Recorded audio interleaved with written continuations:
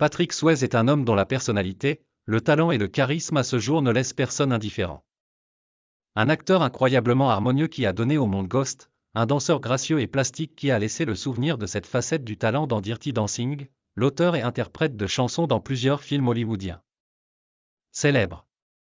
Nominé pour les prix Golden Globe et Saturn.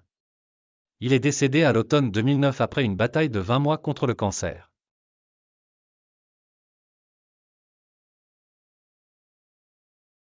Le deuxième enfant, né à l'été 1952 à Houston, a été nommé Patrick par la famille Swayze. La sœur aînée de Patrick était Vicky Lynn, et après lui, 2 autres garçons sont nés, dont Sean Kyle. Plus tard, Jesse Evan et Patsy Swayze ont adopté une fille nommée Bora, Bambi. Les ancêtres du clan étaient britanniques, irlandais, apaches. S'exprimant dans une interview sur son père, Patrick a déclaré qu'il était contremaître dans le plus grand ranch du monde, le Royal Ranch, où il travaillait autrefois comme berger. Il m'a fait découvrir cette vie dès la petite enfance. Mon père était une personne vraiment harmonieuse, complètement terrestre. Il était de ceux en qui bouillonnait l'énergie de l'amour. Gentil et affectueux par nature, mais essayez simplement de discuter avec lui. Un vrai sudiste, si tu perds ses faveurs, tu ferais mieux de fuir. Son ton changea brusquement. Comme l'a expliqué l'acteur, c'est son père qui lui a appris beaucoup de choses qui semblent banales dans le monde moderne: l'honnêteté, les sentiments forts dans son travail. Patrick a vécu conformément aux principes que son père lui a inculqués dans sa petite enfance. C'est son image que l'acteur incarnera plus tard à l'écran, incarnant Alan Quatermain dans King Solomon Esmine. Papa est devenu ingénieur en conception afin de pouvoir concrétiser bon nombre de ses idées visant à améliorer la vie au ranch. De sa mère, la chorégraphe légendaire, selon Patrick, il a reçu une certaine tension intérieure, la passion, la conviction que tout peut être transmis par l'art. Drive et le désir d'être toujours le meilleur, ce côté du personnage de la mère, qui à un moment donné a conduit le jeune homme sur un chemin incliné. Néanmoins, Swayze pensait que ses parents formaient un couple incroyable. Sous la direction stricte de ma mère, c'est Patrick qui, de tous les enfants, s'est engagé dans la chorégraphie et la musique dès son plus jeune âge, d'autant plus que Patsy avait sa propre école de ballet. Le garçon était le plus talentueux de tous les étudiants, se distinguant par sa diligence dans ses études, pour lesquelles il a gagné le surnom de poule mouillée de ses camarades de classe. Le petit Patrick, de bonne humeur et obéissant, recourait souvent à Patsy en larmes, se plaignant qu'il avait encore eu des garçons. Maman a décidé qu'il devait apprendre à se défendre et a placé son fils dans une école d'arts martiaux. Seulement 6 mois de cours et Patrick était méconnaissable. Ils ont commencé à le traiter avec respect, car il ne se laissait plus offenser. Il est diplômé de l'école avec mention, après quoi il est allé à New York pour perfectionner ses compétences en ballet. Après avoir été diplômé de 2 écoles de ballet, Harkness et Joffrey, Swayze a rejoint la célèbre Elliott Feld Dance Company. Le public a immédiatement remarqué le danseur gracieux et beau de la comédie musicale Brilliantine, qui était à Broadway. Le talent du jeune danseur leader de la troupe a été noté par le célèbre Mikhail Baryshnikov, avec qui Patrick s'est produit sur la même scène.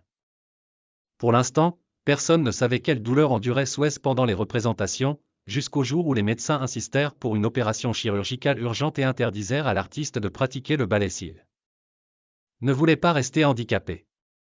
La carrière d'un danseur de ballet professionnel n'a pas eu lieu. Toute la faute était au genou blessé dans l'enfance, lorsque Patrick jouait au football avec enthousiasme.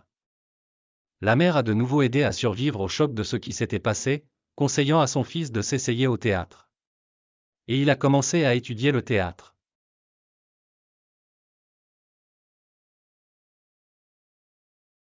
Swayze avait presque 30 ans quand lui, ancien danseur, a fait ses débuts dans le film Skatoon, USA. La mode disco du roller battait son plein. Patrick en tant qu'S. Johnson est immédiatement devenu une idole des adolescents. Mais il n'allait pas s'attarder sur cette image. Lorsque l'opportunité s'est présentée de travailler dans le drame policier de Francis Ford Coppola, The Outcast, il a accepté avec plaisir. En plus de lui, Coppola a sélectionné des acteurs totalement inconnus, Tom Cruise et Matt Dillon, pour le tournage. Ensuite, Patrick a été invité au rôle principal de Jed Eckert dans le film anti-soviétique Red Dawn, 1984. La popularité est venue à l'acteur après avoir tourné dans la petite série Nord et Sud, 1985. Il est immédiatement invité à jouer le rôle principal de Johnny Castle dans le mélodrame Dirty Dancing d'Emile Ardolino. C'est là que le talent de Swayze s'est pleinement révélé, non seulement en tant que danseur de ballet, mais aussi en tant qu'acteur dramatique. Avec sa co-vedette Jennifer Grey, Patrick a été nominé pour un Golden Globe Award. La première année de la sortie du film a rapporté plus de 170 millions de dollars. Grey a rappelé plus tard que l'acteur était intrépide et a fait avec insistance toutes les cascades du film par lui-même. Patrick avait une rare combinaison de masculinité brute et de subtilité étonnante. Il était beau et fort, un vrai cow-boy au cœur tendre, a déclaré Jennifer. Le succès de l'image a contribué aux propositions suivantes et chaque année, Swayze est apparu dans de nouveaux projets. Dans le fantastique Still Down, il incarne le nomade, dans le drame Warsaw the Tiger, l'ancien drogué Chuck Warsaw, dans le thriller Roadhouse, le légendaire videur James Dalton, et dans Next of Kin, le policier Truman Dalton. Les années 80 ont été fructueuses sur le plan du travail et Patrick s'est donné à elle avec toute la passion de sa nature inquiète. Les années 90 ont apporté à l'acteur, peut-être, le rôle le plus inoubliable, Sam White dans le film dramatique Ghost de Jerry Zucker.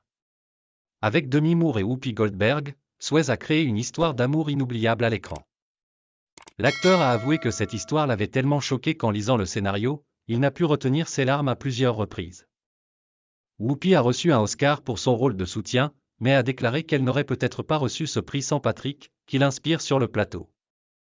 Et Swayze s'est littéralement plongé dans le rôle de Body, en vedette dans le thriller Catherine Bigelow. Break. Dans le film, c'est un surfeur et braqueur de banque qui tente d'attraper un ambitieux agent du FBI, brillamment joué par Keanu Reeves. Le film n'a pas eu un tel succès au box-office que Ghost, mais le public se souviendra à jamais de Body, épris de liberté et intrépide, qui a préféré mourir, attrapant sa vague idéale, plutôt que de se rendre à la justice. Dans les années 90, Patrick a joué exclusivement dans des rôles principaux, incarnant à l'écran des personnages à la fois positifs et négatifs. Mais même les méchants les plus invétérés de sa performance ne semblent pas si clairs grâce au charme et au talent de l'acteur. Dans presque tous les films, Swayze lui-même a réalisé toutes les cascades, qui se sont parfois soldées par un échec. Le scénario de l'une des peintures suggérait que le personnage principal montait à cheval sans selle ni bride à travers la forêt. L'obstiné Patrick a conduit le cheval tout seul, mais à un moment donné, l'animal a sauté de la clairière dans un immense arbre, et l'acteur a atterri sur le sol, paralysé de sorte que ses jambes avaient disparu. La perte d'un doigt de la main et une luxation de l'épaule étaient des petites choses par rapport à la blessure à la colonne vertébrale, après quoi l'acteur a subi un long traitement et une rééducation. Mais dès qu'il s'est levé, il s'est de nouveau assis sur la selle. Il y a des diablotins assis en moi. Si j'essaie de les supprimer, ils me tueront, il faut leur laisser libre cours de temps en temps. C'est pourquoi je saute en parachute et je monte à cheval. Il a acheté un ranch dans le nord de la Californie, où il a élevé des chevaux, participé à des courses. Il a participé à des compétitions aux Émirats Arabes Unis, où il est devenu le seul Américain à atteindre la ligne d'arrivée après une course de 4 heures à travers le désert. Aux yeux des rivaux arabes, il ressemblait à un héros, car il a réussi à surmonter une distance difficile, malgré le fait qu'il n'est arrivé à la ligne d'arrivée que 35e. Les années 2000 n'étaient pas si brillantes en termes de rôle, mais même le rôle épisodique d'un professeur de danse dans la préquelle Dirty Dancing 2 Havana Night a rapporté à Swayze des honoraires de 5 millions de dollars. Les fans du talent de l'acteur ont été ravis de son rôle de cow-boy intrépide dans King Solomon Esmine, puis du personnage complètement opposé de l'avocat Richard Pressburger dans le drame biographique Jump réalisé par Joshua Sinclair. Il a également joué le rôle comique de Lance dans le film policier Keep Quiet de Neil Johnson.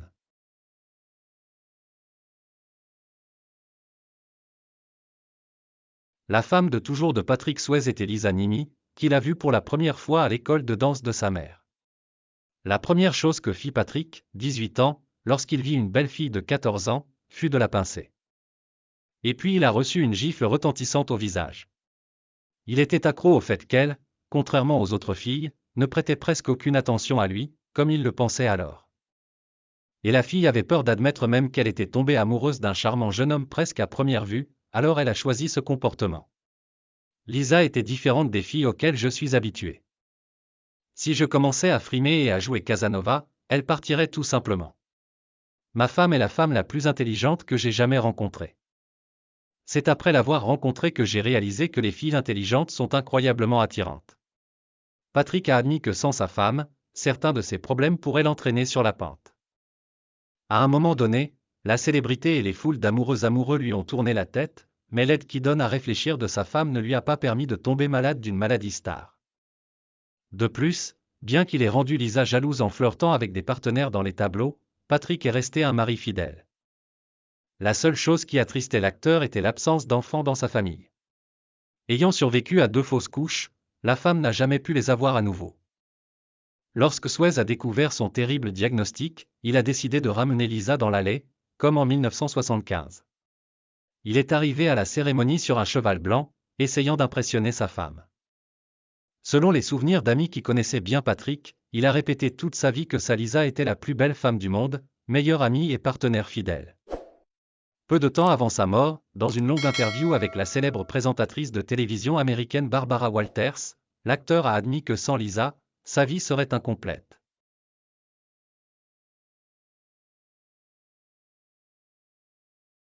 Toute la vie de cet acteur unique est risque et dépassement. Rallye de voitures de course, parachutisme, vol en avion, course dans le désert.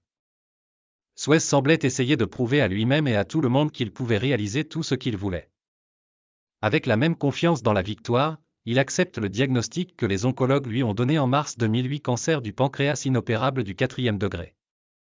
Il a plaisanté en disant qu'il vivrait certainement jusqu'au moment où une panacée contre le cancer serait inventée et continuerait à jouer dans des films. Sa femme, pilote brevetée, l'a conduit seule à se faire soigner. Son rôle le plus récent est celui de l'agent d'infiltration du FBI Charles Barker dans la série dramatique The Beast. L'acteur travaillait parfois jusqu'à 12 heures par jour, n'acceptant pas la pitié. Il voulait que le spectateur le voie plein d'énergie, comme avant. Dans le même temps, Patrick a refusé de prendre des analgésiques, car leurs effets secondaires ralentissaient sa conscience et interféraient avec le jeu.